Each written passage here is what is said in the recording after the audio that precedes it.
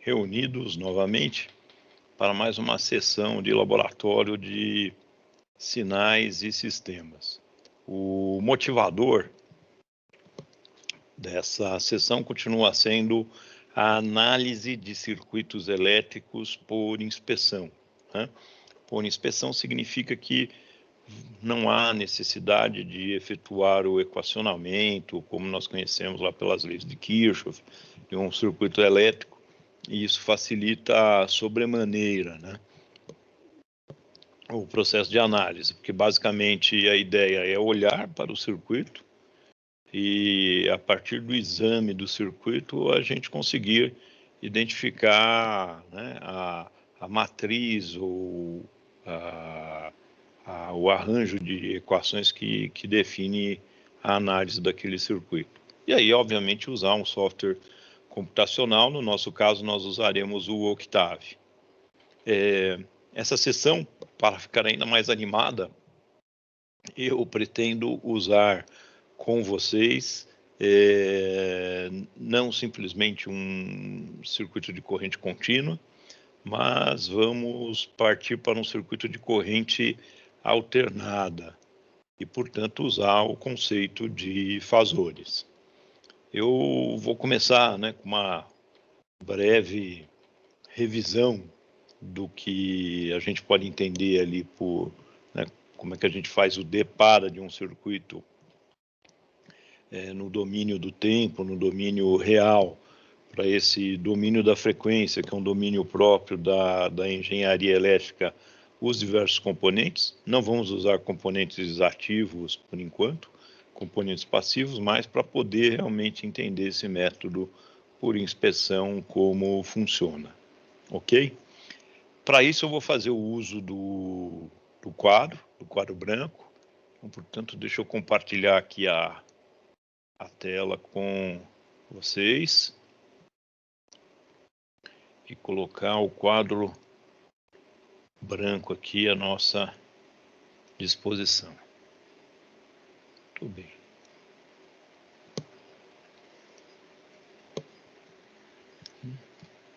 Então, espero que vocês estejam vendo o quadro, né?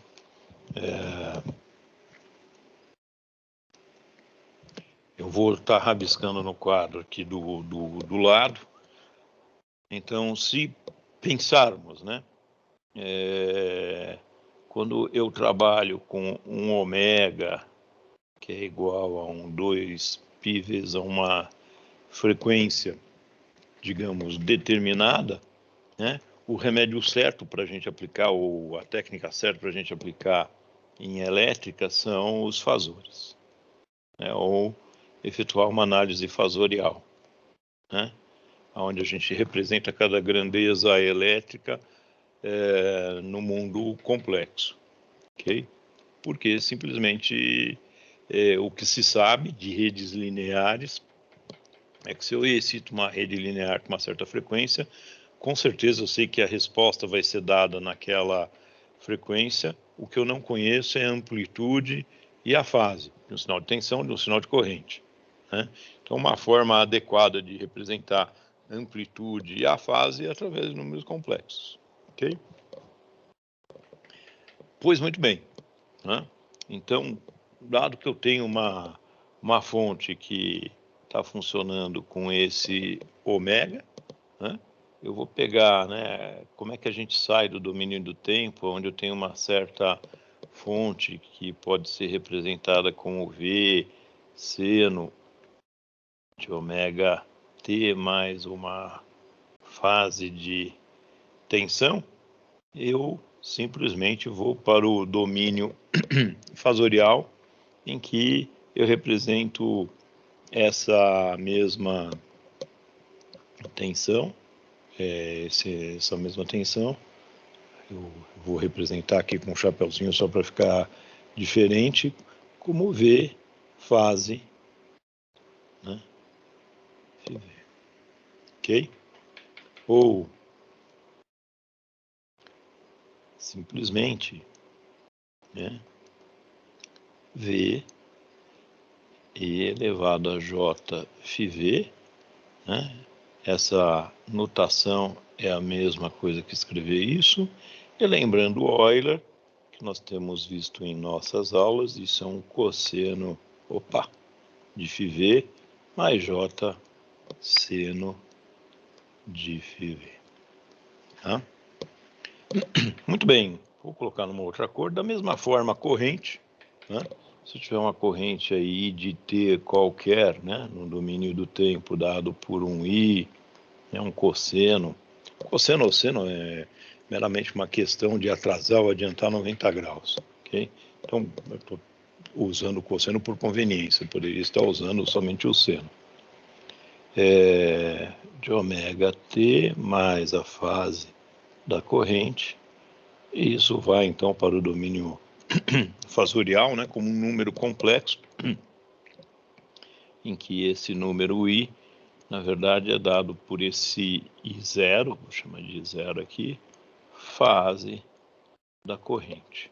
Ou como a gente viu aqui, né, simplesmente o meu i poderia ainda ser escrito como I0 cosseno de φi mais j seno de φi. Tá? Portanto, questão de grandezas de tensão e corrente, dado uma certa frequência, para definir um certo ômega, vão para o domínio fasorial como um número complexo e depois voltam da mesma forma, né? Se a gente chegar num cálculo de tensão e corrente que tem uma certa amplitude, uma certa fase, a gente já sabe como é que ela vai ser representada no domínio do tempo, né? A próxima questão são os componentes, né? Como componentes, vamos assumir aí os resistores, os componentes passivos, resistores, indutores e capacitores, né? O resistor fundamentalmente dissipa energia através do efeito Joule. O indutor armazena energia em seu campo magnético e o capacitor armazena energia em seu campo elétrico. Ok? E lembrando, né, se eu tenho aqui no domínio do tempo, né, vamos olhar o equivalente no domínio da frequência, eu vou escrever o domínio ômega aqui. Se eu tenho um resistor, o valor R, ele simplesmente vai para o domínio da frequência com o valor R, né? Se eu tenho um indutor de indutância L, que depende das características físicas do indutor, ele vai para o domínio da frequência como uma reatância indutiva dado por J ômega L. Portanto, quanto maior a frequência, maior tende a ser a reatância indutiva, né? Em um certo indutor. E um capacitor, né, que no domínio do tempo a gente representa como C, né, num circuito, ele vai por um regime fasorial, um regime sinusoidal permanente, como uma reatância capacitiva dado por 1 sobre J ômega C. Okay? Portanto, quanto maior a frequência, menor tende a ser a reatância capacitiva, né? E lembrando, né, que um circuito bem dimensionado, nós não desejamos nem que exista uma sobra de reatância indutiva e nem capacitiva, porque isso significa que você vai estar armazenando, digamos, mais energia num campo magnético ou mais num campo elétrico, e isso quando você tem uma queda de energia, uma queda súbita de energia, por exemplo, como acontece na nossa alimentação elétrica, uma energia, por exemplo, armazenada no indutor, ela é devolvida violentamente para o meio com, né, a gente já sabe, L, dI, dt, né? Então, se a corrente vai para zero muito rápido, né, a tensão em cima do indutor fica violentamente elevada. E, analogamente, né, no capacitor, a gente tem, né, que a corrente é dada por C dV dt, portanto, se a tensão, né, cai abruptamente, né, em função ali da capacitância, a corrente aumenta violentamente também, né? Então, nenhum nem outro é desejável, e é por isso que a gente tende a um equilíbrio, né? Onde nós dizemos que o fator de potência está equilibrado, o fator de potência é próximo a 1. O fator de potência próximo a 1 significa, né, que o ângulo lá no eixo real imaginário dá zero, portanto o número é somente real, né, que eu tenho no circuito, ou seja, o circuito tem meramente uma componente resistiva. As componentes de reatância indutiva e capacitiva foram anuladas, né? Mas muito bem, a prosa está boa. Vamos criar agora então um circuito, né? Um circuito de tal sorte que a gente possa fazer aí um D para, né? Então eu vou colocar um circuito no domínio do tempo, um circuito no domínio fasorial, só para a gente relembrar isso aí. Depois nós vamos criar um circuito, na verdade, qualquer, para treinar esse método por inspeção, ok? Então, vamos colocar um circuito que tenha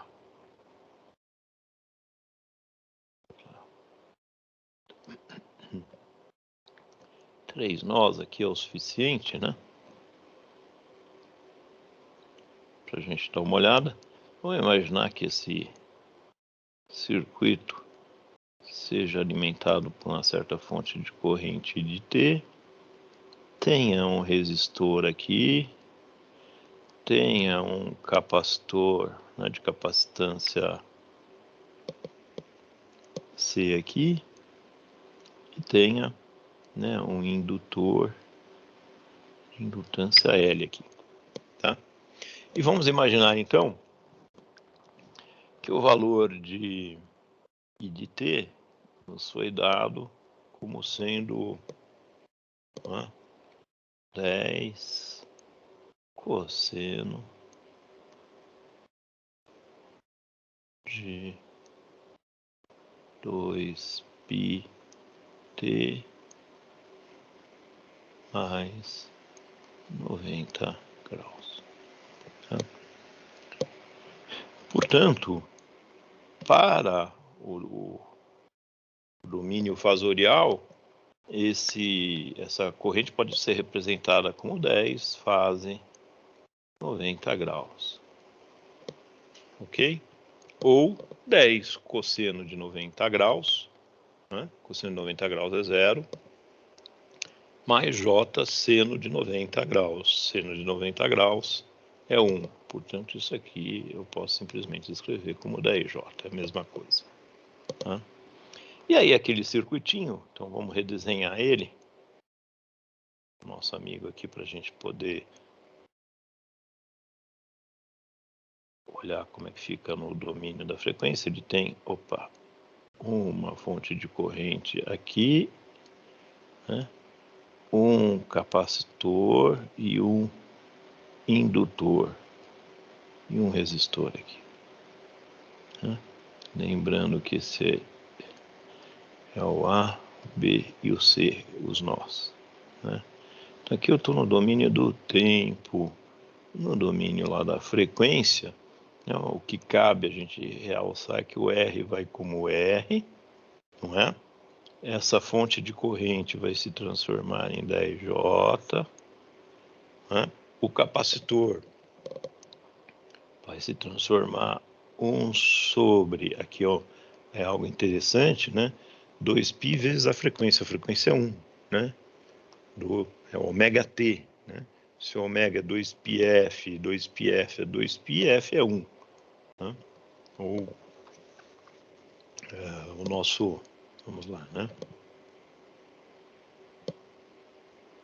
2π radianos por segundo.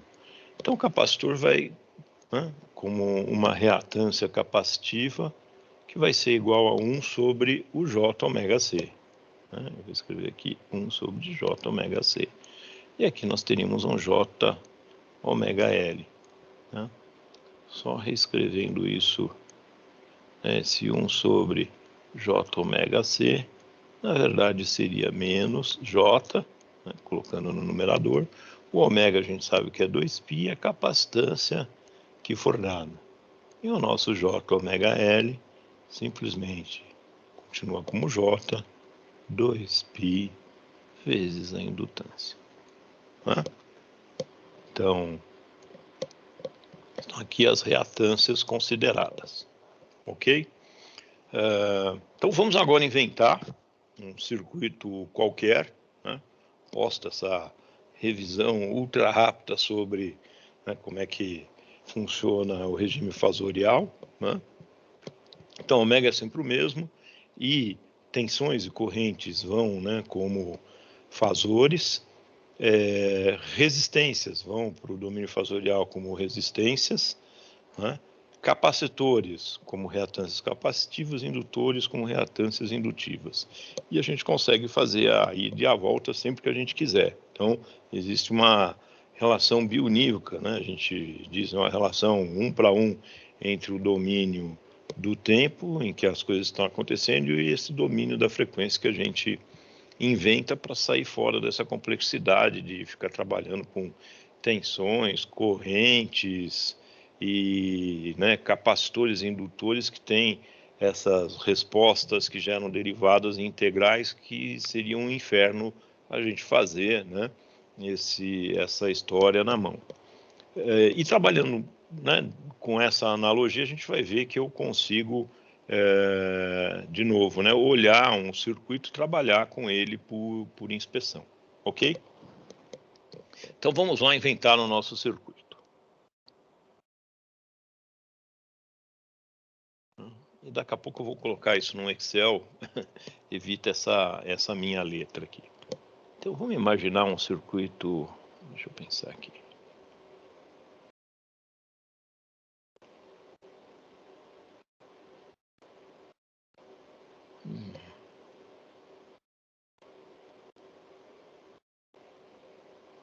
Ok.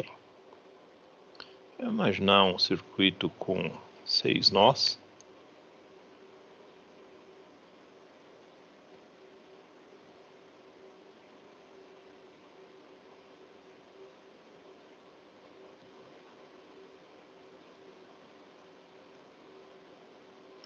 Vamos imaginar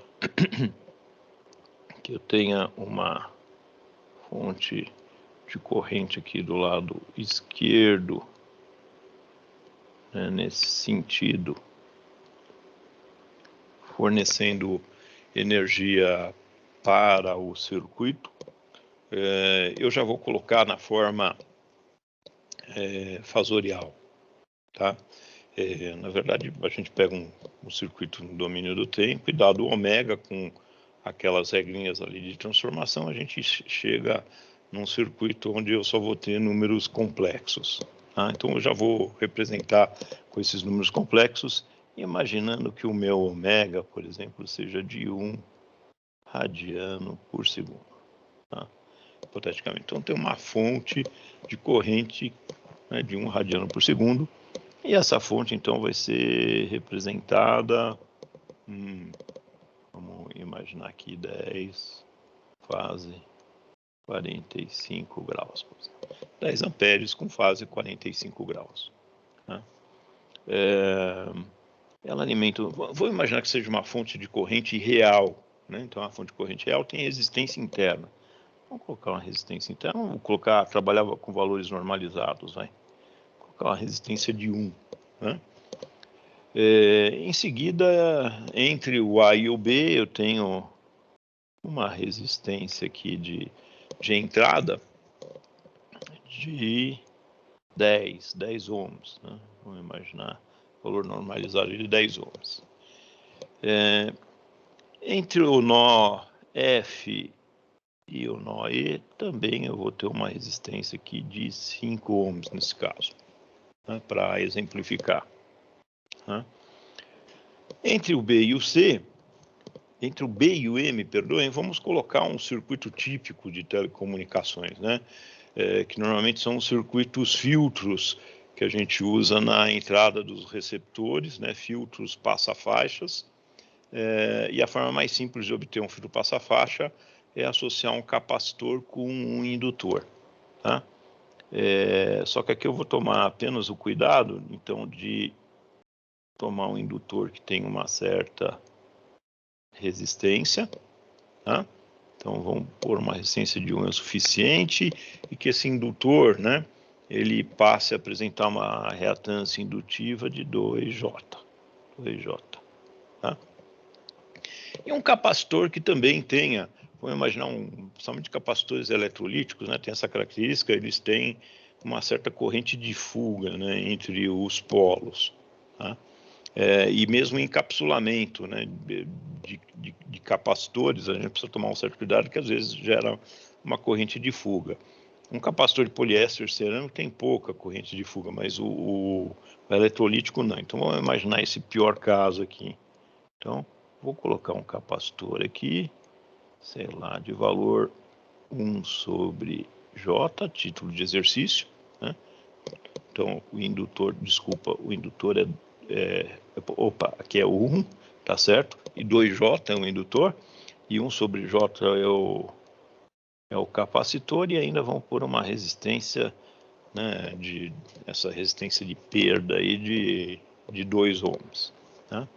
Entre o B e o C, né, vamos imaginar que eu tenha um outro capacitor de capacitância, reatância capacitiva 1 sobre 2J, tem uma resistência de carga aqui, né, que eu vou pôr inicialmente como sendo 10 ohms, e entre o E e o D eu tenho uma resistência de 1 ohm. Então está aqui desenhado o nosso circuito, né? Está aqui desenhado o nosso circuito, não precisa ficar mais bonito do que isso, é só para a gente poder bater o olho e identificar as coisas que estão acontecendo. E simplesmente vamos definir um datum node, né, ou terra, onde for mais conveniente. Em geral, a gente define o datum node ou terra, que é uma dica, né, para análise de circuitos, que tanto faz, né, só está mudando o nó de referência, onde tem o 0 volts. Aonde você tem mais braços do circuito chegando, né, que você vai ter menos trabalho para escrever. Tá? Então, sacanamente, a gente poderia definir o nó E como datum node ou o nó B como datum node, né? Como nó de referência. Podemos fazer dessa forma. Tá? Então, vai diminuir um pouco a complexidade lá da matriz, né, que nós vamos desenhar por inspeção. Ou melhor, vamos deixar a coisa um pouco mais complexa, né, para a gente levantar, que eu acho que é mais interessante a título de exemplo. Então, eu vou jogar no nó F, tá? O datum node. Então, vou colocar, na verdade, o terra aqui no nó F. Tá? E se a gente está conseguindo, então, enxergar aqui o que está acontecendo, eu vou fazer uma cópia desse circuito. E agora a gente trabalha no Excel, né? Que vai ficar mais fácil. Então vamos lá, fazer uma cópia só desse circuito para a gente se lembrar dele. E vamos colocar num Excel aqui. Opa. Fazer de novo a cópia. Cadê você?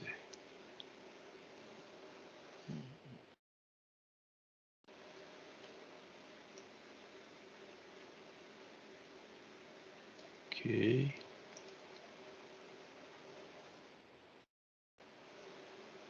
Ah, sim. Ué. Interessante. Conteúdo. Ok. Sem perder muito tempo aqui.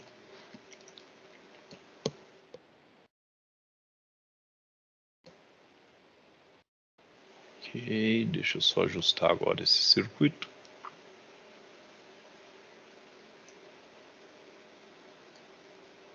De tal sorte que a gente consiga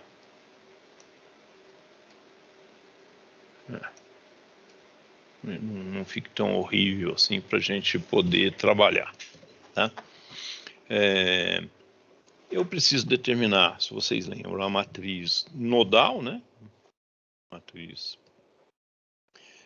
que, na verdade, no domínio real, não é da matriz de resistência, é da matriz de condutâncias, né? Aqui vai ser não a matriz de impedâncias, mas a matriz de admitâncias, é o inverso das impedâncias, ou o inverso das resistências lá nesse domínio fasorial, esse domínio aí que a gente inventa para sair de complexidades, né? Pois bem, né, eu vou colocar o nó A aqui. Então, diminuir um pouquinho mais essa figura.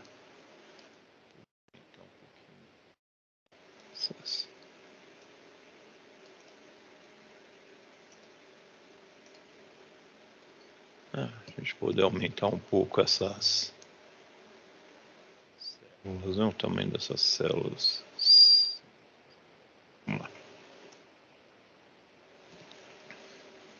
Então,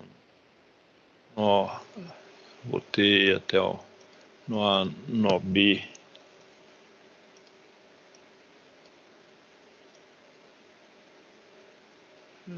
Não, ele não está fazendo sequência.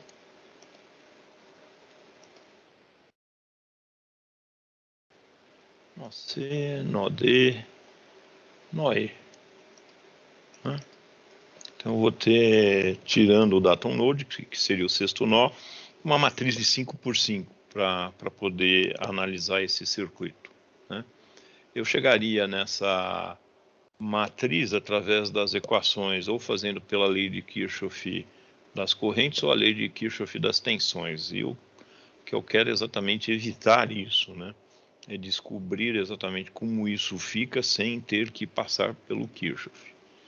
Só vou anotar que a coluna lá do VA, VB, BC, VD, VE, né? Aqui a gente vai ter,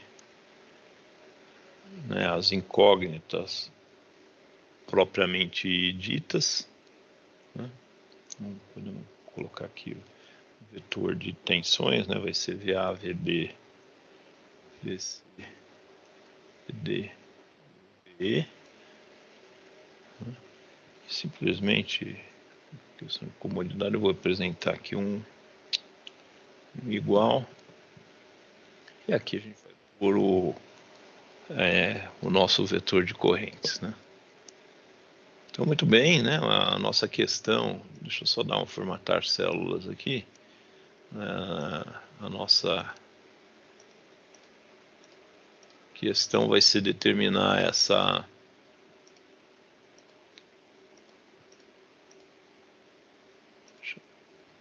não quebrar aqui automaticamente. Matar células, mesma coisa. Quebrar automaticamente. Ok. Tá? Então, na verdade, nós vamos ter alguma coisa que multiplica as tensões igual às correntes lá do outro lado. Tá? Então, vamos começar. Né? A gente começa sempre pela diagonal principal, né, da matriz nodal. Então, olhando, né, para o nó A. Né? Então, nó A, o que nós temos aí de impedâncias que chegam no nó A? Nós temos uma resistência de 10 e uma resistência de 1. Né? Portanto, aqui para o nó A, eu vou escrever tudo em preto, por enquanto. Eu vou escrever com caspinha para ele não fazer a conta, deixar indicado para a gente 1 mais 1 décimo. Tá?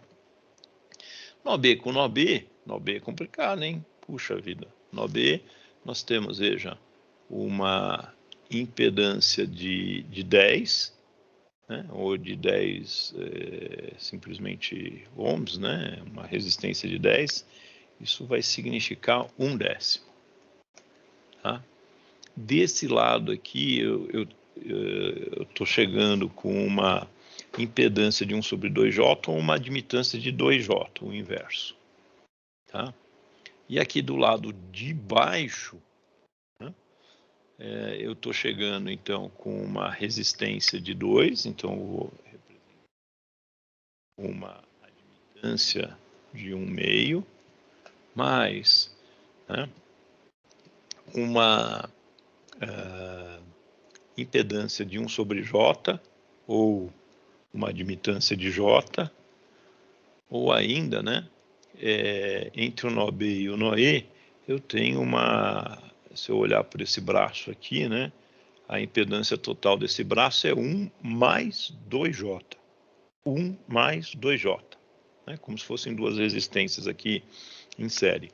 Portanto, né, a condutância ou admitância, né, a admitância, a condutância ali nesse domínio maluco vai ficar como 1 dividido, saiu um A mais E.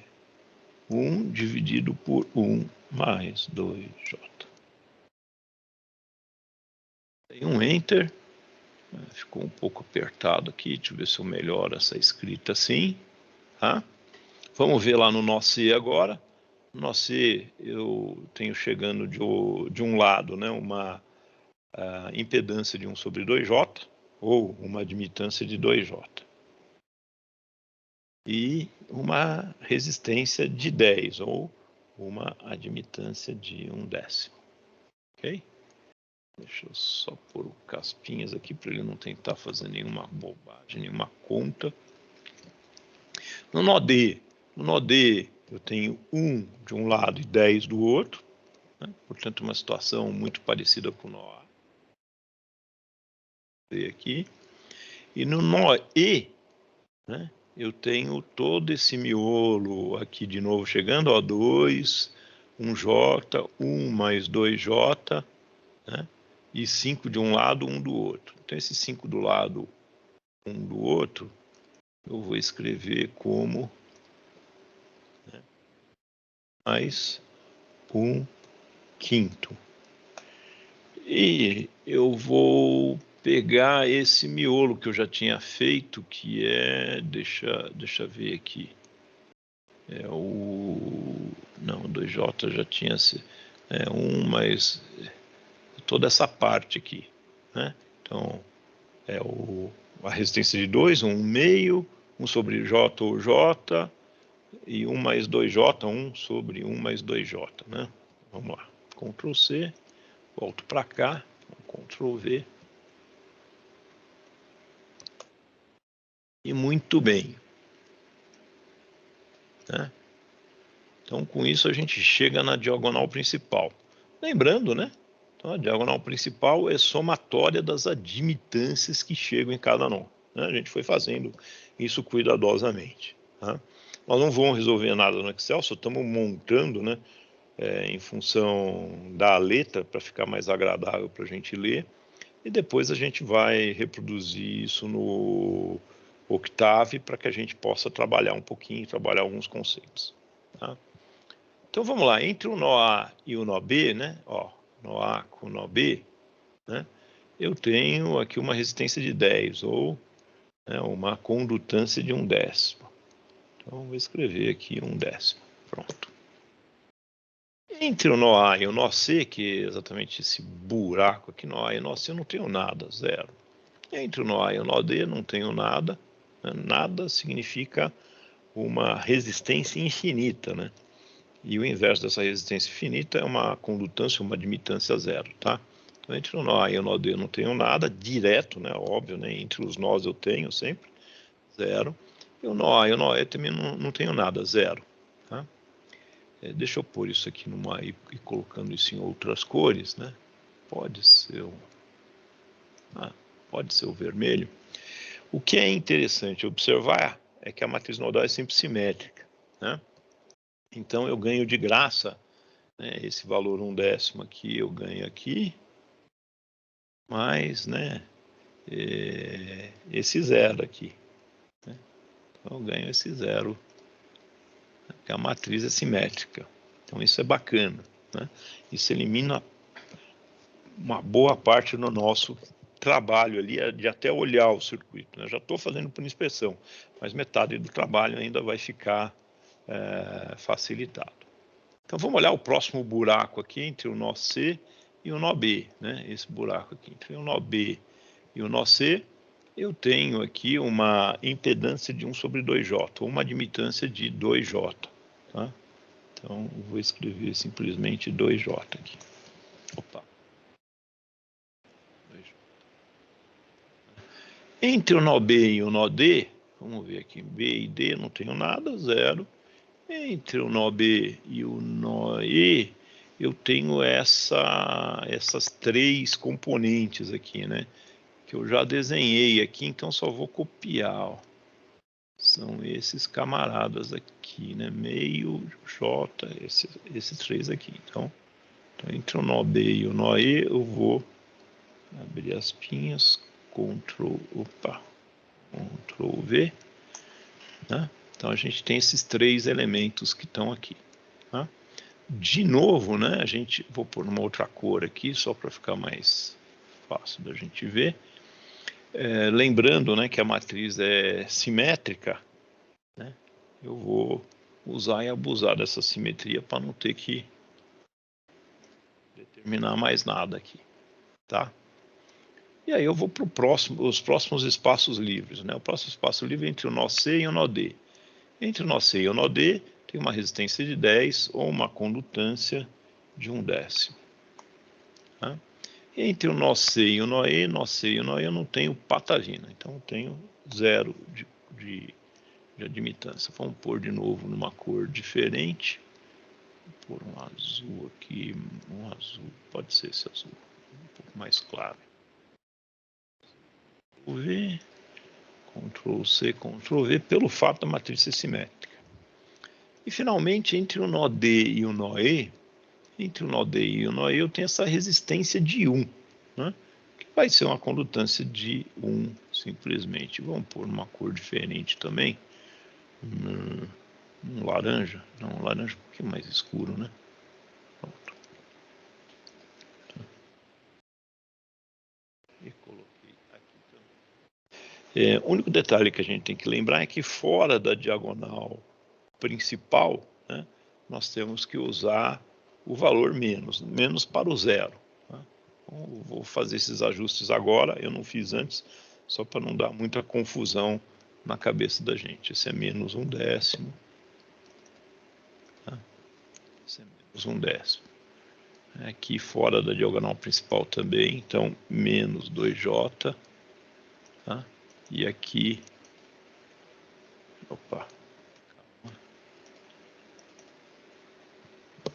menos 2J. Sim. Sim. J, tá? E aqui eu vou colocar com sinal negativo também na frente para a gente lembrar. Feio, já vou ajustar a formatação ali. Aqui, menos 1/10. Menos 1/10.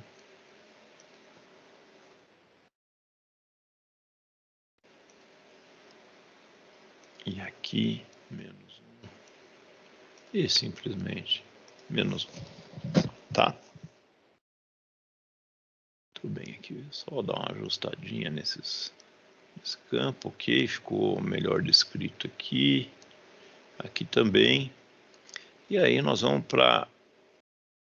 Aqui nós vamos ter o nosso vetor, né, de cálculo, que é o vetor de tensões, aqui de fasores de tensão.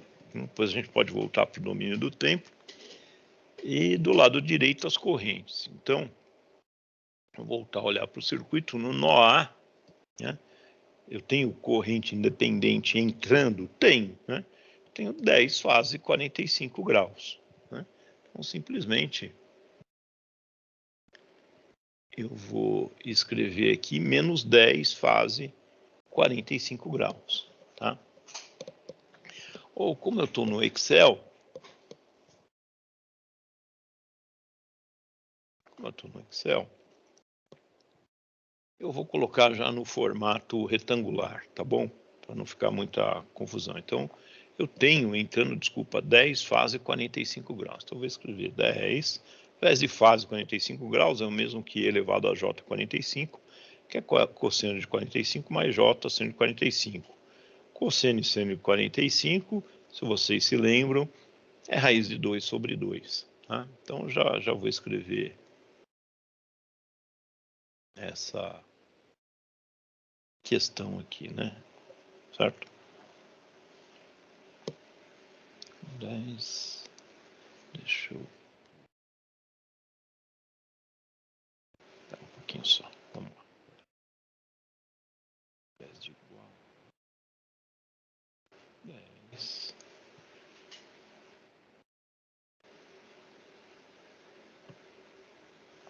Muito bem.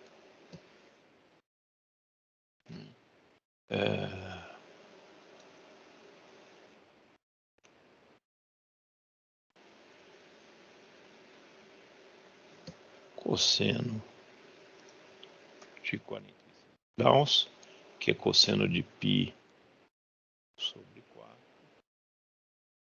mais J seno de 45 graus, que é π sobre 4 de novo. Escrever isso, aumentar o tamanho dessa. Tá, então, voltando lá em cima do nosso nó A, né? Eu tenho entrando 10 fase 45 graus, né? Que é meio ruim de representar isso, eu representei já de uma forma, faltou um fecha parênteses aqui, uma forma já retangular, nessa fase 45 graus. Nos outros nós, né? Se você observar, eu não tenho fonte de corrente nenhuma entrando, isso me facilita a análise. Vou ter todos os valores zero. Né? Isso aqui fecha a nossa matriz de análise nodal desse circuito para o ômega igual a 1 radiano por segundo. Né?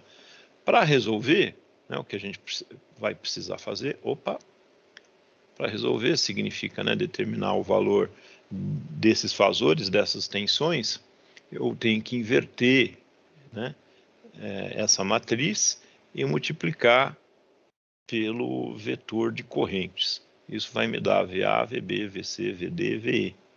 Né? E com isso eu posso determinar qualquer, tendo as tensões ali no circuito, se eu consigo, e sabendo, né, o que tem nos braços, eu consigo determinar qualquer coisa no restante do circuito, ou seja, o circuito está analisado. Muito bem, agora nós vamos fazer a transcrição para o Octave. Né? Então, a transcrição para o Octave, a gente só tem que tomar algum cuidado, que quando a gente escreve nessa notação algébrica, né, às vezes a gente omite o vezes, né, e aí o Octave não vai entender. Tá? Então, um dos cuidados que eu vou tomar, né, 1 mais 1/10 ele vai entender, que tranquilo. 2J, por exemplo, eu acho que ele entende sim, não tem problema. J ele entende, 1 mais 2J também não vamos ter problemas. Aqui não vamos ter problemas, só aqui vai ser importante a gente pôr um vezes, né, para que ele entenda. Aí um cosseno mais J, talvez vezes seno de π sobre 4, só por garantia. Tá? Então vocês vão ver a mágica, a teórica mágica, né? Espero que não dê erro aí. Né? Fizemos isso no Excel com cuidado. Eu vou agora chamar o Octave. Vou chamar o Octave. Um clique para reconectar aqui. Né? E a primeira coisa, eu vou criar essa matriz nodal, que é o mais chato, eu tenho que tomar mais atenção, né?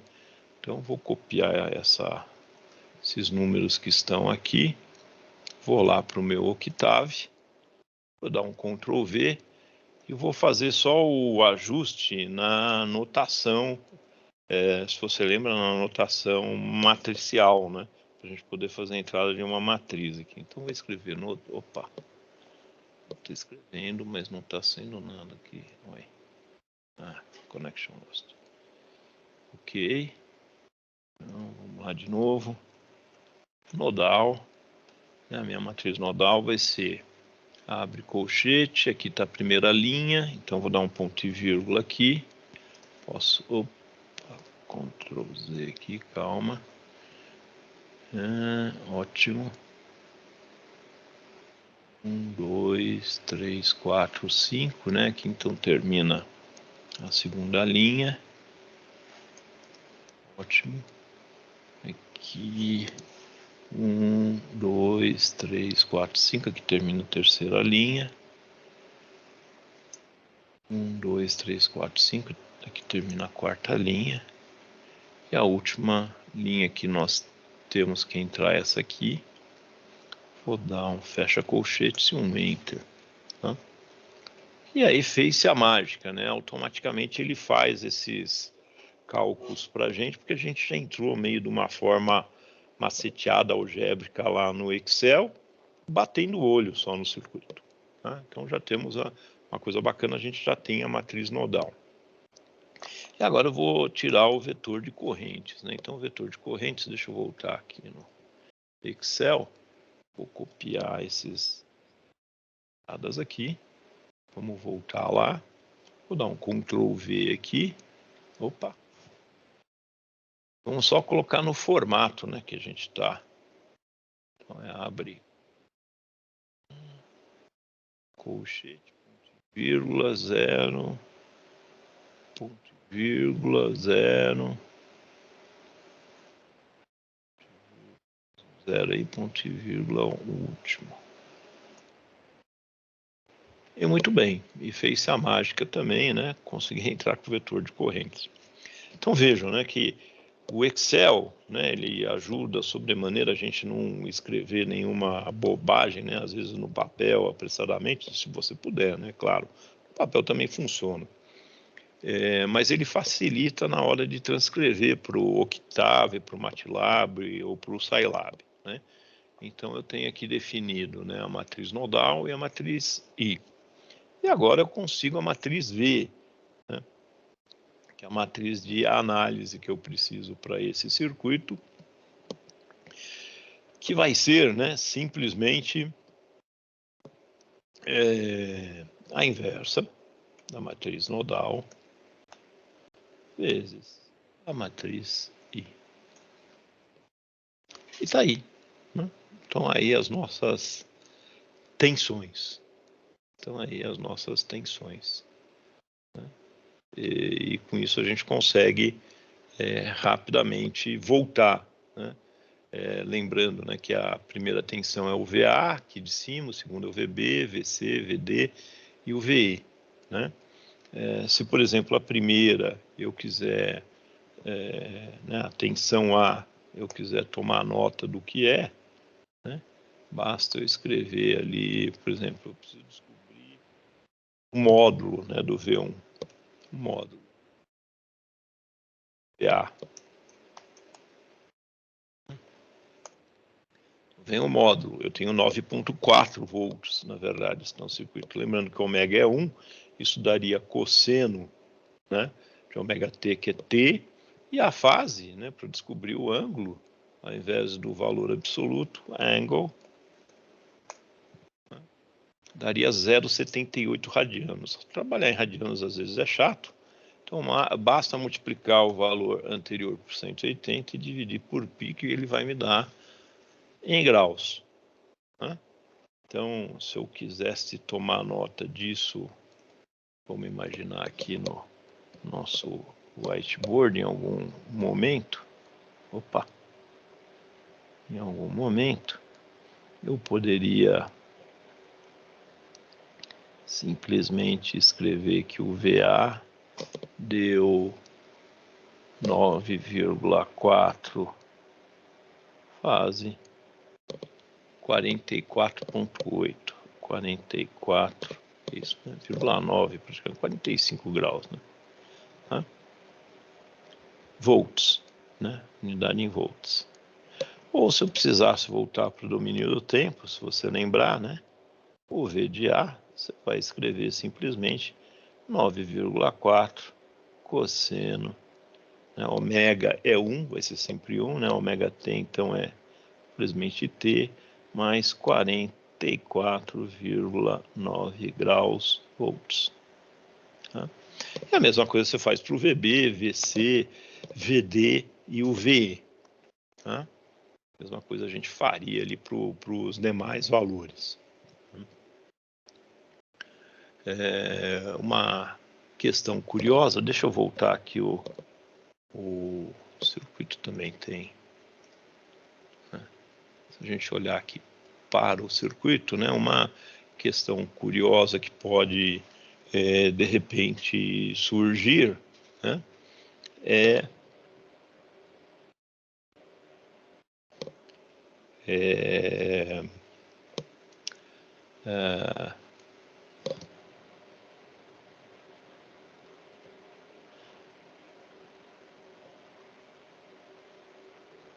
me perdoe, por exemplo, qual a demanda, né, de potência que essa fonte, única fonte, né, de 10 amperes aí está tendo.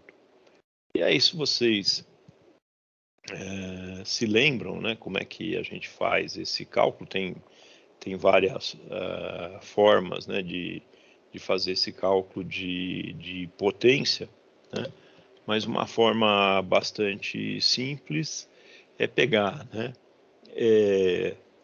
o valor, né, de amplitude que eu tenho ali de corrente, que é 10, o valor de amplitude de tensão que a gente acabou de determinar, que é 9,4, multiplicar os dois e multiplicar pelo fator de potência, né, o cosseno da diferença dos dois ângulos, que curiosamente está dando quase zero, né, que é 45 graus menos 44,9, cosseno de zero é 1. Né? Então, se eu multiplicar 9,4 por 10, eu vou ter a potência, né, que essa fonte de corrente aqui está fornecendo para o resto do circuito, né, que curiosamente vai ser 94 watts, praticamente. Tá? Lembrando que esses 94 watts, né, de potência estão sendo dissipados por quem? Aliás, eu acabei já dedurando, né? Porque, na verdade, o capacitor ele só está armazenando e devolvendo energia, né, no campo elétrico, né? O capacitor ideal. A mesma coisa para o indutor, os elementos indutivos. Portanto, né, somente nas resistências estão acontecendo essa dissipação dos 94 watts. Então, a outra forma de calcular é pegar cada uma das resistências e fazer o R I quadrado ou V2 sobre, né, a diferença de tensão sobre R, somar tudo e ver se bate. Tem que bater, né, pela lei da conservação da energia, tem que bater ali os 94 watts, ok? Muito bem. Uma outra questão que pode surgir, vamos imaginar que eu não tenho exatamente um circuito com ômega igual a 1, não é? Não tenho um circuito com ômega igual a 1.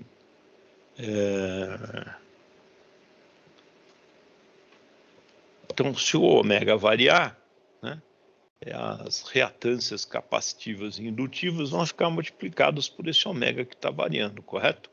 Se eu tiver, por exemplo, um ômega 2, aqui ficaria 1 sobre 2 vezes 2, né, 4J, aqui ficaria 2 vezes 2, 4J, 1 sobre 2J, né?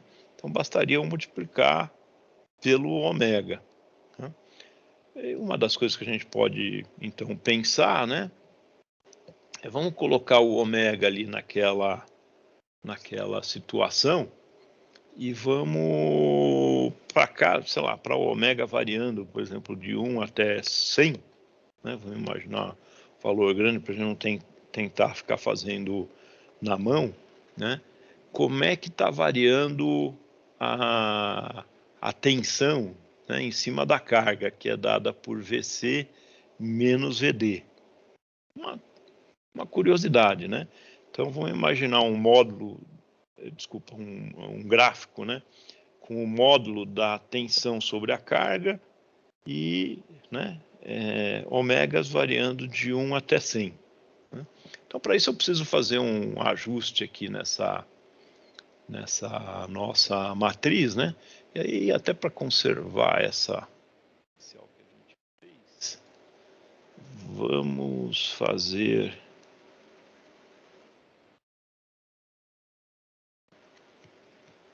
uma outra aqui.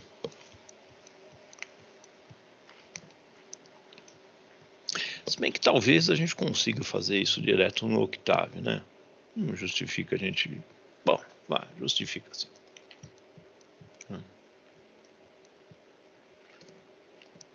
Então, lembrando, né? Toda vez que eu tenho o J, eu vou pôr ômega, né? Ômega J, certo?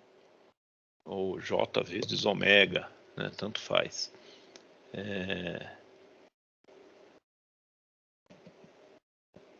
Então, vamos fazer isso aqui.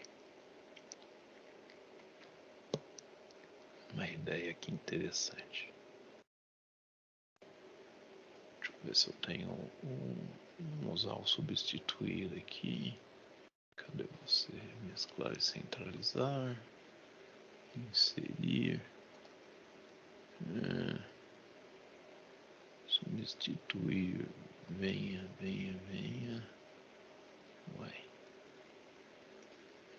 Só porque eu tô com vontade de substituir aqui. Tô com preguiça, na verdade, de fazer toda a substituição aqui. Inserir, layout da página, fórmulas. Uai. Formatar.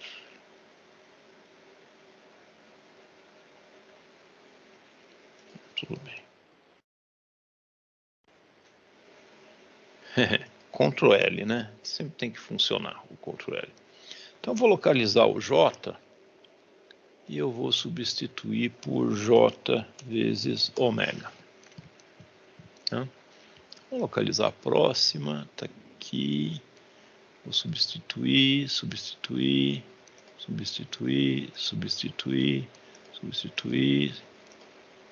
Pronto. Tá?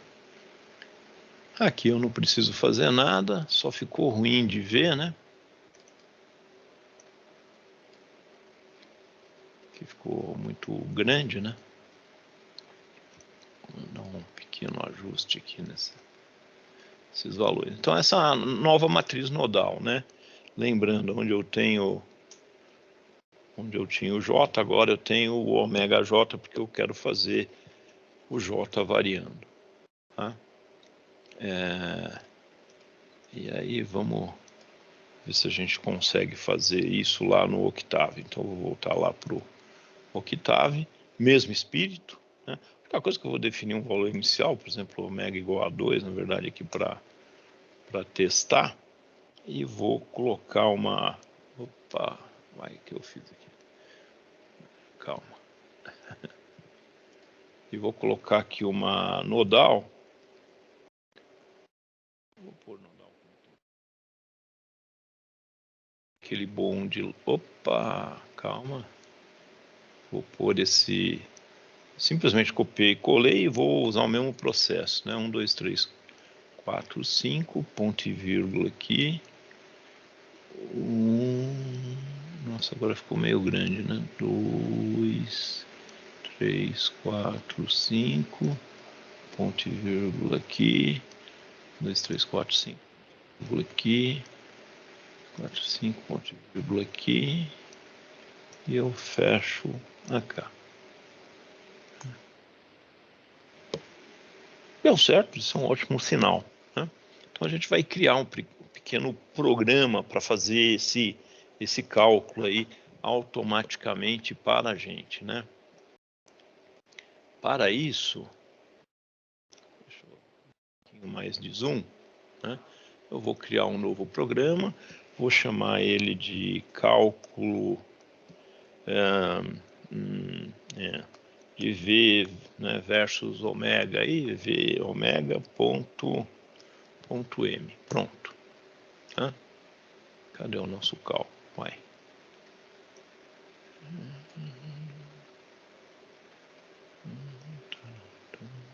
Tá aqui. Ele sempre vem com aquele Hello World. Né? Eu não preciso usar o Hello World. Podemos colocar né? Cálculo feitos por inspeção, na verdade. Já está fazendo coisas requintadas, né? Muito mais além do cálculo, né? Então a gente vai fazer o I, ele não muda, né? Então o I, por exemplo, eu posso puxar daqui o I igual a... Cadê você? Aqui. Então, o I o vetor de correntes não muda, né? E o nodal depende do ômega, né? Lembrando que o MATLAB sempre trabalha de um formato analítico, ou seja, com números. Então o ômega tem que estar definido. E a gente falou em fazer um cálculo do ômega igual a 1 até o ômega igual a 100. Né? Então, uma forma simples de fazer isso, sem ter que pensar muito, é fazer, sei lá, um for. O I está aqui. Vou fazer um for ômega igual a 1 até 100. Depois, se quiser, a gente mexe. Matriz nodal, eu vou chamar exatamente aquela que eu tenho aqui. Aqui na esquerda, a gente calculou em algum lugar, não foi essa. Foi essa aqui. Esse matriz nodal vai valer isso, né? Para cada uma das iterações dos ômegas. Né? Com isso eu vou poder calcular o valor das tensões, que vai ser a inversa dessa. A matriz de correntes. E aí eu tenho as tensões. Se eu tenho as tensões, eu analiso qualquer coisa no circuito, em particular, né? Para cada um dos ômegas, eu quero ir... O que eu quero mesmo ir determinando? A tensão, né? A diferença de tensão que está aplicada ali em cima da... Vamos voltar ali. Eu quero determinar... o desenho do circuito está aqui, né? A diferença de tensão entre o VC e o VD. Né? Então, eu vou fazer, né? Esse aqui é o V1, V2, V3, V4. Vou fazer V3 menos V4. Eu quero o módulo desse troço aí, né? Do V3 menos o V4. Então, vamos voltar aqui para o... Né? Como é que a gente pode chamar isso, né? Que é tudo V, né? V entre o C e o D, né?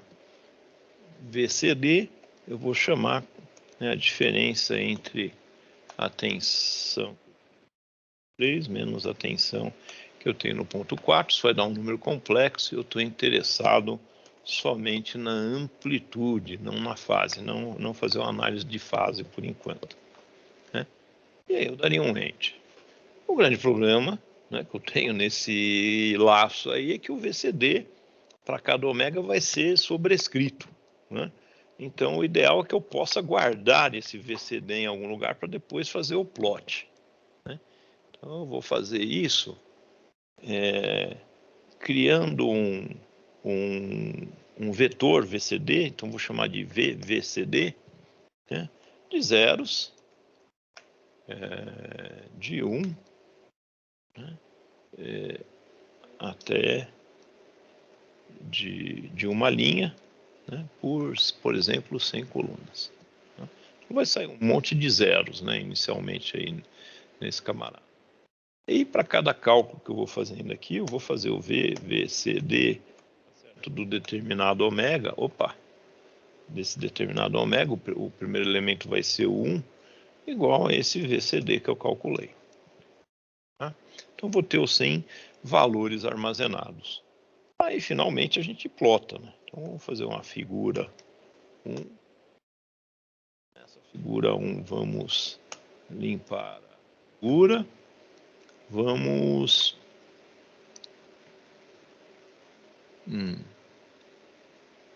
plotar, né? Vamos plotar inicialmente o eixo X vai ser o ômega, o eixo, ômega que é de 1 até 100, né? Não posso esquecer. O eixo Y vai ser esse VCD. Vou dar um nome, né, para o eixo X, por assim, ômega, ômega em anos por segundo, a gente poderia pôr em hertz, né, se eu dividir por 2π, enfim. Só ia mudar a escala. Vou pôr um Y label da mesma forma, né? Y label vai ser a tensão na carga, vou chamar assim, ó, tensão na carga. E o title desse camarada a gente pode chamar de análise por inspeção e como de fato foi feito, né? E vocês viram que é bem simples, né? A gente vai trabalhar com análise de circuitos, obviamente tem uma ferramenta, uma calculadora, um Octave, e tendo esses conceitos. Muito bem. Vou salvar. Vou rodar. O que aconteceu aqui? Aí. Esse cara aqui tá me atrapalhando agora. V undefined, linha 12. Ah, sim. O V é maiúsculo. Né? Então, vamos pôr V maiúsculo. Show de bola. Vamos lá, vamos salvar de novo, rodar. E tá aqui o gráfico. Deixa eu trazer para cá. Né? Então nós temos exatamente o comportamento da tensão na carga quando o ômega aumenta. Né? A tensão, conforme o ômega aumenta, a tensão na carga vai diminuindo. O que é bem razoável, né? Porque se a gente voltar no circuito, vamos voltar no circuito aqui. Se a gente voltar no circuito, né? Aqui eu tenho um capacitor, né? Então ele vai impedir a passagem de altas frequências. Então quanto mais eu aumentar o ômega aqui de trabalho desse circuito, né? Mais esse capacitor vai deixar, né, menos energia passar para o nó C aqui para a carga, né? E portanto a diferença de tensão deve ser menor. Então, né, criticando o resultado, né, a gente não sabe se numericamente ele está certo, espero que sim, mas ele está coerente aí com a forma do circuito. E muito bem, eu espero que vocês tenham e você tenha aproveitado, né, esse método de análise. Não é nenhum bicho de 7 cabeças, pelo contrário, né? É um método extremamente simples, que pode, na verdade, ser deduzido lá das equações do Nós, de Kirchhoff, e ajuda bastante a gente fazer a análise batendo o olho no circuito. Você viu, né, que a gente tirou o Excel, jogamos já no Octave, e já fizemos algumas interpretações ali, né, da potência, né, em cima aí da fonte de corrente, traçamos um gráfico, né? Quer dizer, dali para frente o céu é o limite, né? Entendido isso, né? Fica muito fácil fazer essas análises de circuito, qualquer que seja a complexidade dele. Pois muito bem, eu me despeço por aqui, né? Espero que você tenha um bom dia, uma boa continuação e nos vemos por aí. Um grande abraço.